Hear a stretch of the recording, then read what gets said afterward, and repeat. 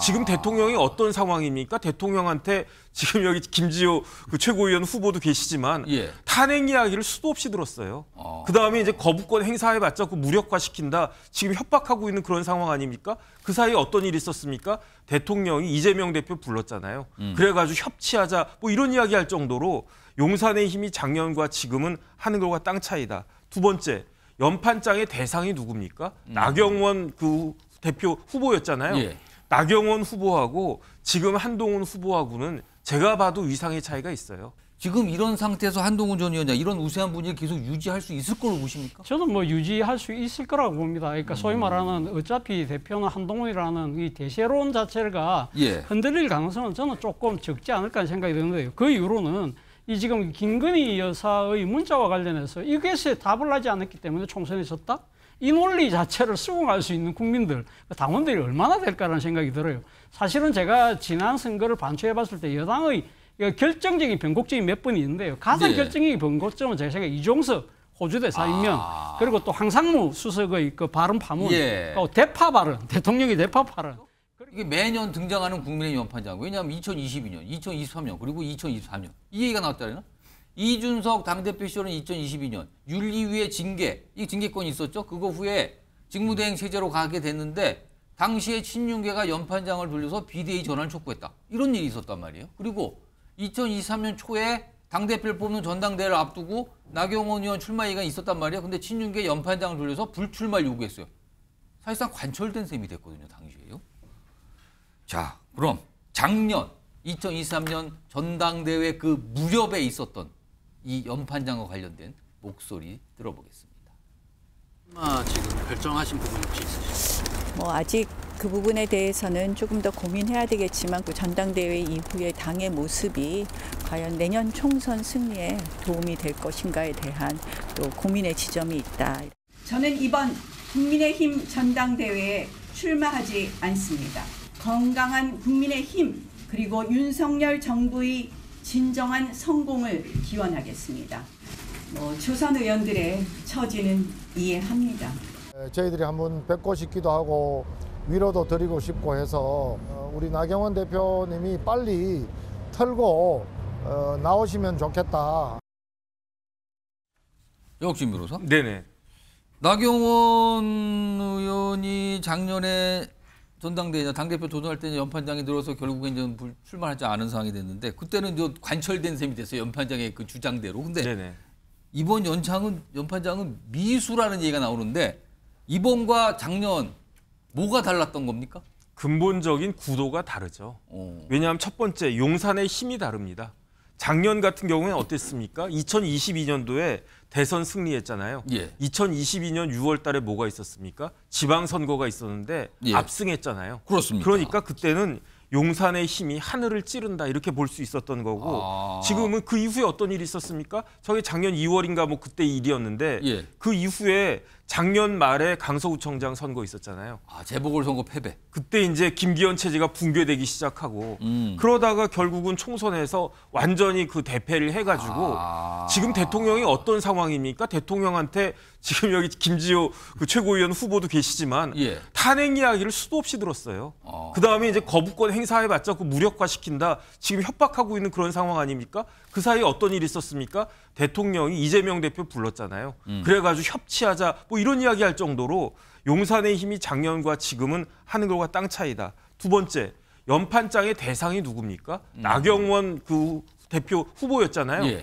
나경원 후보하고 지금 한동훈 후보하고는 제가 봐도 위상의 차이가 있어요. 한동훈 후보한테는 강력한 팬덤이 있지 않습니까? 그리고 대선 주자로 꼽히잖아요. 그러니까요. 그다음에 이제 나경원 후보는 지금도 후보로 나와 있지만 나경원 후보는 본인은 대선에 대해서 꿈이 없다. 그렇게 이야기하고 있지 않습니까? 그렇습니다. 그러니까 후보 자체, 연판장의 대상 자체도 상당한 차이가 있다. 그러니까 결과가 어떻게 됐느냐. 지난번에는 연판장이 성공을 해가지고 그랬는데 이번에는 결국은 불발했다라고 하는 게 이 두 가지가 엄청난 차이가 있기 때문에 그런 건데 그다음에 제가 한 번 더 생각해 보면 종국적 결과는 어떻게 됐습니까? 그 작년에 연판장이 돌려져 가지고 그래가지고 대표가 된 사람이 누구냐? 김기현 대표였잖아요. 예. 하지만 오래 가지 못해서 그 김기현 체제는 붕괴할 수밖에 없었잖아요. 지난해 연말에 사퇴를 했죠. 왜냐하면 자기 힘으로 대표가 된 게 아니기 때문에.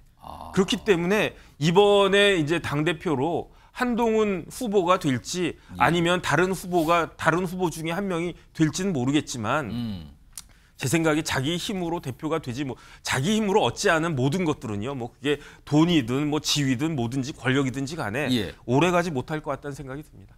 자, 일단 한동훈 전 위원장을 향한 압박 또는 예상치 못한 어떤 문자를 보냈다, 응답을 하지 않았다라는 내용의 공개, 이런 게 지금 이어지고 있는 상황이잖아요. 거기에 주말 동안은 연판장이라는 이름이 붙은 어떤 기자회견이 예고됐다 취소되는 상황까지 갔습니다. 아무래도 뭔가 포위돼 있고 압박됐다는 분위기는 분명히 나타나고 있거든요. 그런 가운데요, 정치전환에 꼭 얘기를 하시는 분이 있죠. 대구에 있는 홍준표 대구시장. 뭘 또 오늘 하나 글이 왔습니다. 이겁니다. 한동훈, 유승민의 길 가고 있다. 이거 무슨 뜻인지 아시죠, 지금? 유승민 전 의원이 보수 정당과 TK 지역에서 어떤 소리와 어떤 얘기를 듣는지 알고 계시는데 이 얘기를 꺼낸 겁니다. 이름을. 유승민의 길 가고 있다. 성공한다면 윤 정권은 박 정권처럼 무너질 것. 앞에 한동훈 당대표 성공한다면 이거군요. 당대표 실패하면 한동훈은 영원히 정치권에서 사라질 것. 유승민의 길 가고 있다고 썼습니다. 이거 뭐 엄청난 얘기네요, 지금요. 그러면 또 뭐 배신 뭐 이런 얘기를 하고 싶은 걸까요? 이런 글이 있었고요. 그리고요, 오늘 국민의힘 당권 주자 그리고 최고위원 출마하신 분들이 합동 연설회가 오늘 호남 지역에 있었는데 거기에서 있었던 일이에요. 지금 화면 좀 봐주세요. 단상에 한동훈 전 위원장이 올라가 있잖아요. 근데 뒤에 뭐라고 써 있습니까? 최고위원 후보 한동훈이라고 소개됩니다. 이게 무슨 일입니까, 이게? 이게 무슨 오타인데 이런 걸 오타랍니까? 최고위원 후보 한동훈. 하나 더 보죠. 그리고 지금 연설을 하는 동안 갑자기 뒤에 불이 나갑니다, 또 화면이. 원래 이름이 나가고 뭐가 이 소개가 되는데 불이 나갔어요, 잠시. 그러니까 당색이 빨간색이었다가 갑자기 그냥 나가니까 까만색이 됐잖아요. 김철웅 교수님, 전당대회 이런 합동연설의 과정에서 이런 일을 보셨어요? 그렇죠. 이런 거는 처음이죠. 이거 실무자의 단순 실수로 좀 보기 힘든 게요. 아니, 전광판이 나간 거는 무슨 전자적인 오류를 할 수 있다. 근데 뒤에 최고위원 후보는 뭡니까? 제가 하기 전에 보통 실무팀에서 이 예행연설을 하기 때문에 저런 실수가 나올 수가 없는 아니, 거거든요. 미리미리 다 한 번씩 그렇습니다. 연습하지 다 않습니까? 하니까요. 네. 뭐가 나올 거, 뭐가 나올 거. 두 번째 보면 한동훈 그 후보가 첫 번째 연설한 게 아니고 두 번째가 세 번째 연설했기 때문에 중간에 저렇게 정전이 되듯이 그렇게 될 수도 없는 부분이 있거든요. 그래서 저는 이번 전당대회 선관위 어떤 여러 가지 이 운영이 조금 아쉬운 부분이 있는 게 얼마 전에도 보면 사무처 당직자 세 사람이 또 특정 캠프에 들어와서 굉장히 적극적으로 선거운동에 관여하는 바람에 선관위에서 좀 주의 촉구를 내린 적도 있었고요. 또 지금 선관위원으로 참여하고 있는 한 또 원외 당협위원장이 또 이번에 연판장에 또 주도하는 그런 부분도 있었기 때문에 지금 이 하다 자막 나가는 좀 봐주세요. 한동훈 정견 발표 중인데 전광판에 당대표 후보 원희룡이라고 또 나갔답니다. 그러니까 저거는 제가 이거 뭡니까, 이건 도대체? 굉장히 좀 이해할 수 없는. 그러면 지금 세 가지네요. 그렇습니다. 최고위원 후보 한동훈, 그다음에 잠시 뒤에 있는 전광판이 불이 나가고, 그다음에 원희룡. 당대표 후보 원희룡으로 나가. 이거 어떻게 되는 겁니까? 오늘 이게? 이제 뭐 전체 여러 번의 합동 연설회 중에 첫 번째이기 때문에 아마 조금 뭐 준비 소홀이라는 부분으로 치부될 수도 있겠지만 특히 뭐 한동훈 후보에 대해서만 저런 부분이 나타났다고 하는 것은 상당히 조금 이해하기가 좀 힘들고 저 부분에 대해서는 좀 이 사실관계 규명이 좀 필요하지 않을까 이렇게는 보입니다. 사실관계 규명이요. 이거 심각해질 수 있는 겁니까? 그렇죠. 왜냐하면 지금 저게 굉장히 좀 고의적일 수. 아니 근데 저거를 누가 고의로 저럴 수가 있습니까? 그냥 실수 아닙니까 저거는? 근데 실수치고 너무 좀 이상하네요. 근데 저 합동 연설에 저런 과정에 들어가는 비용들이 아마 외부에 그거 일단 뭐 이 행사 준비팀에 맡길 것 같긴 한데 뭐 외부에 그 수주를 줄 것 같긴 한데 보통 저런 것들은 사전에 다 걸러지게 되는 부분이 있거든요. 예. 그래서 저거는 조금 제가 볼 때 아마 이 사무처 당직자 안에서도 저 부분은 아마 굉장히 조금 논란이 될 것 같은데 좀 실무자 측에서는 굉장히 좀 이해할 수 없는 그런 실수라고 볼 수 있습니다. 제가. 차장 교수님은 저거 어떻게 보셨습니까? 글쎄요, 한 번 정도는 뭐 실수라고 할 수 있지만 한 번도 아니고 또 특정 후보를 상대로 해서 2번, 3번까지 실수가 이름이 있다. 틀리고 출마한 대상, 그러니까 당대표인데 최고위원 틀리고 그렇죠. 불이 잠시 좀 꺼지고. 그렇다고 한다면 그 한동훈 후보 쪽에서는 상당히 작심한 의도를 갖고 좀 뭔가 한 것이 아닐까라고 생각할 아니 수밖에 왜 실수가 없겠죠. 이렇게 갑자기 쏟아집니까? 네, 이런 그렇죠. 얘기가 나오겠네요. 그런 이야기를 할 수밖에 없을 것 같은데 모르겠습니다만 한동훈 후보 입장에서는 아마 이걸 굳이 아마 이렇게 문제 삼으려고는 하지 않을 것 같아요. 그러니까 이러한 오히려 그러니까 저러한 해프닝 자체가 오히려 정치적인 소재로 지금 이렇게 괜히 아니 또 이야기가 약간 되면서 본인이 뭔가 일종의 뭐랄까 조금 탄압받는 좀 뭐랄까 포위돼서 압박받고 있는 그러한 부분들이 오히려 유권자들의 동정심을 유발할 수 있는 측면도 분명히 있고 좀 이 유권자들의 주목을 끌 수 있는 그런 측면도 있기 때문에 제가 생각했을 때는 한동훈 후보가 좀 대승적으로 저 부분은 그냥 그러니까 이 부분은 좀 신경 써주면 좋겠다 정도로 하고 넘어가는 게 질문을 좀 바꿔서 예. 지금 사실은 제가 아까 제목도 했지만 한동훈 전 의원이 뭔가 이제 포위된 것 같은 그렇죠. 느낌이 든다 그랬잖아요. 근데 이 위기를 그러니까 예를 들어서 지금 국민의힘 지지층한테만 따로 여론조사를 뭐 그 통계를 뽑아봐도 지지율이 뭐 압도도 높거든요. 그렇죠. 근데 지금 이런 상태에서 한동훈 전 위원장 이런 우세한 분위기를 계속 유지할 수 있을 걸로 보십니까? 저는 뭐 유지할 수 있을 거라고 봅니다. 그러니까 소위 말하는 어차피 대표는 한동훈이라는 이 대세론 자체가 예. 흔들릴 가능성은 저는 조금 적지 않을까 생각이 드는데요. 그 이유로는 이 지금 김건희 여사의 문자와 관련해서 이것에 답을 하지 않았기 때문에 총선에 졌다? 이 논리 자체를 수긍할 수 있는 국민들, 당원들이 얼마나 될까라는 생각이 들어요. 사실은 제가 지난 선거를 반추해 봤을 때 여당의 결정적인 변곡점이 몇 번 있는데요. 가장 네. 결정적인 변곡점은 제 생각에 이종석 호주 대사이면 그리고 또 황상무 수석의 그 발언 파문, 예. 또 대파 발언, 대통령의 대파 발언, 그리고 또 의대 정원 학대와 관련된 부분에서 대통령이 4월 1일 날 예. 대국민 메시지를 냈는데 그것도 상당히 국민들한테 전혀 다가가지 못했다는 거거든요. 그런 측면에서 본다고 한다면 그걸 가지고 지금 그러니까 이 문자를 갖고 한동훈 이 후보의 그런 이 책임론을 따지기는 쉽지 않다는 것이고요. 또 하나의 문제는 사실은 한동훈 후보에게 바로 이 직전에 있었던 프레임 뭡니까? 배신자 프레임이었잖아요. 앞서 우리가 아까 유승민 유승민의 길 이야기하는데 사실은 딱 10년 전에 당시 국민의힘 전신인 그러니까 여당이었던 새누리당의 전당대회를 반추하면요. 그때도 배신자 프레임이었어요. 유력 후보가 그때 김무성 후보와 서청원 후보였는데 예. 서청원 후보가 들고 나왔던 공격 카드가 배신자였어요. 왜냐하면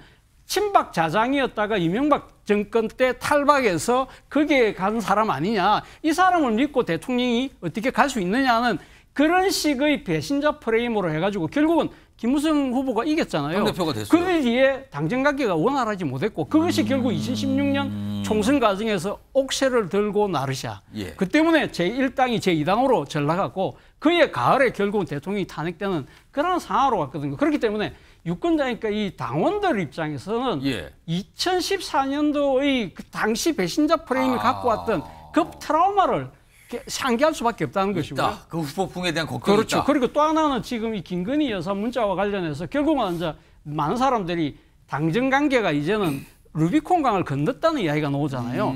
자, 그렇다고 한다면 이 한동훈 후보가 설사 대표가 되고 난 뒤에 당정 관계가 만약에 안 좋을 경우에 이거는 그러면 한동훈의 책임도 있을 수 있지만 이 과정에서 이 지금 전대 과정에서 불거졌던 김건희 여사의 문자 관련된 부분이 또 불거질 수 있다는 것이죠. 그런 측면에서 본다고 한다면 당심의 입장에서는 상당히 아마 한동훈 이 지금 그 후보의 지지세가 흐물어뜨리기에는 조금은 좀 약한 것이 아닐까 생각이 드는데 문제는 한동훈 후보가 전당대회라는 전쟁은 이길 수 있어요. 그런데 문제는 향후 차기 대선 과정이라는 그러니까 이게 거의 뭘까 앞에는 전투였고요. 전쟁이라는 차기 정권 재창조의 전쟁을 이길 수 있을까 본인이 내상도 크죠.